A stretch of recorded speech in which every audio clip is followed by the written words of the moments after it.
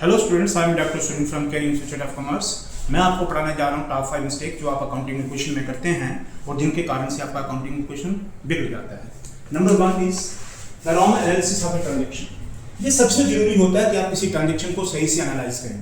अगर आपने ट्रांजेक्शन को सही से एनालाइज नहीं करा तो आपका सबसे पहली ट्रांजेक्शन ही गलत हो जाएगी और उसका असर ये होगा कि अकाउंटिंग इक्वेशन नीचे तक गलत चल जाएगी। तो क्या होगा रॉन्ग एनालिसिस में? 1, आपको ये डिफरेंशिएट करना पड़ेगा कि goods purchase, machine purchase and stationery purchase.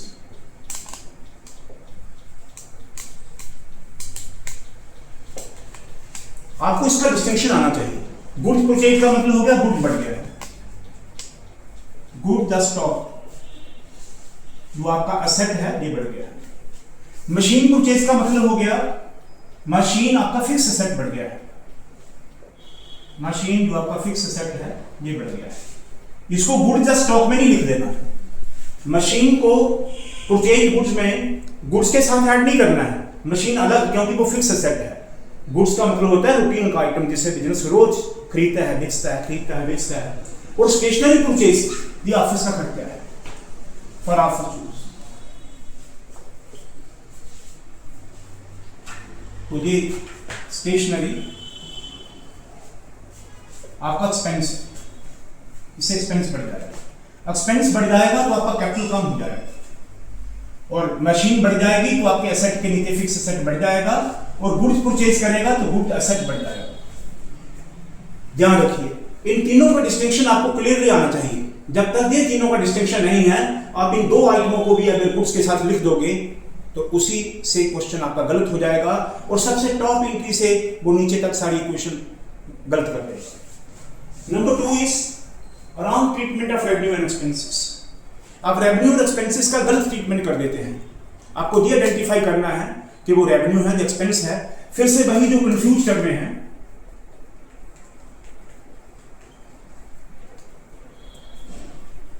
उनको आपको देखना है कि रेंट के आगे रिसीव लग गया है,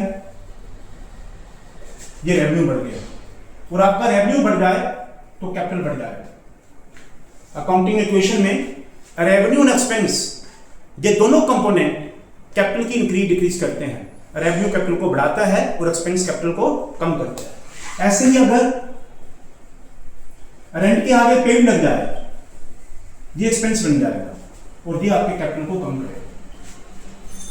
सी द डिफरेंस, अगर पेड लग जाए तो एक्सपेंस बन जाएगा, अगर रिसीव लग जाए तो रेवेन्यू बढ़ जाएगा, रेवेन्यू बढ़ जाएगा तो कैपिटल बढ़ जाएगा और एक्सपेंस बढ़ जाएगा तो कैपिटल कम हो जाएगा। Number 2, now the third item is wrong treatment of sale of goods. ये बहुत कॉमन मिस्टेक है। इसका ट्रांजैक्शन ऐसे होता है, goods costing ₹5,000 sold for ₹5,500 to Dinesh. देखिए इसका एनालिसिस कैसे करते हैं।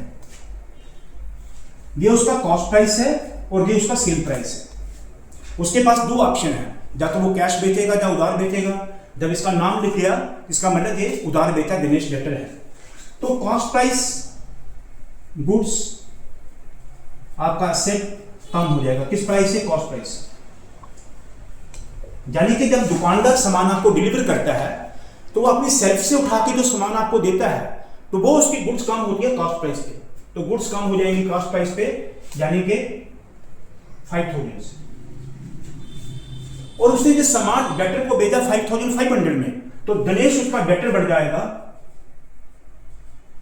दिनेश जो डेटर है, डेटर का नेचर असेट होता है, ये आपका बढ़ जाएगा 5,500 से। ध्यान रखिए दिनेश आपका डेटर है जो असेट के नीचे खुलेगा, ये बढ़ जाएगा 5,500 से। और बीच का डिफरेंस जो है दिस इज सेल प्राइस, ये आपकी सेल प्राइस है and this is cost price. The difference between the two is the profit. ये जो प्रॉफिट आएगा आपका 500 रुपए का, इससे आपका कैपिटल बढ़ जाएगा 500 से। This is the correct analysis. आपको ये ध्यान रखना है, जब भी गुड्स सेल होगी कॉस्ट प्राइस से गुड्स कम हो जाएंगी। सेल प्राइस अगर कैश सेल होगी तो कैश बढ़ जाएगा, अगर उधार सेल होगी तो डेटर बढ़ जाएगा, और सेल प्राइस और कॉस्ट प्राइस के बीच का डिफरेंस प्रॉफिट होगा। और अगर कॉस्ट प्राइस ज्यादा और सेल प्राइस कम हो तो लॉस होगा, उससे कैपिटल कम हो जाएगा। Now the fourth condition is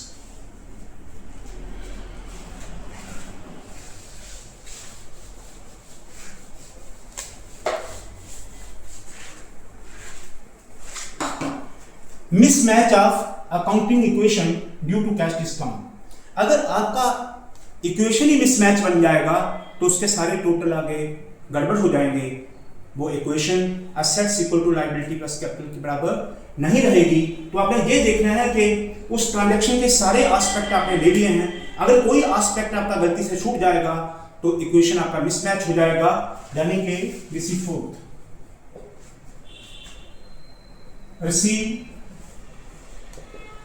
a check from Shyam for rupees 6,500 in full settlement of rupees 7,000। देखिए, शाम से हमें चेक मिला 6,500 का, हमें जो चेक पेमेंट मिलता है वो डेटर से मिलता है, तो इसका मतलब हमें जो चेक मिला उससे हमारा बैंक बढ़ गया। बैंक हमारा असेट होता है, ये बढ़ जाएगा 6,500 से, क्योंकि फुल सेटलमेंट लिखा है तो डेटर आपका पूरे अमाउंट से कम हो जाएगा। तो पूरा अमाउंट कितना 7,000। तो शाम जो आपका डेटर है, डेटर किसके नीचे खुलता है? असेट के नीचे, ये कम हो जाएगा, डेटर कम हो जाएगा फुल अमाउंट से 7,000। अब जिससे हमें 7,000 लेना था उसे हमें 6,500 ही दिया फुल सेटलमेंट पे, यानी कि बीच का डिफरेंस कैश डिस्काउंट है। तो ये डिस्काउंट जो कैश डिस्काउंट है, दिस इज डिस्काउंट अलाउड, हमने डेटर को अलाउ करा, ये आपका एक्सपेंस बन गया। एक्सपेंस बढ़ा तो आपका कैपिटल कम हो गया, तो इसका असर आपके कैपिटल पे जाएगा, कैपिटल कम हो जाएगा। अब ये इक्वेशन आपका ठीक बनेगा। अगर आप बीच के एस्पेक्ट को, डिस्काउंट को छोड़ देते हैं तो आपका अकाउंटिंग इक्वेशन यही मिसमैच हो जाएगा, तो आपका आगे का इक्वेशन सारा गलत हो जाएगा। नंबर 5, आराम टोटलिंग इन अकाउंटिंग इक्वेशन।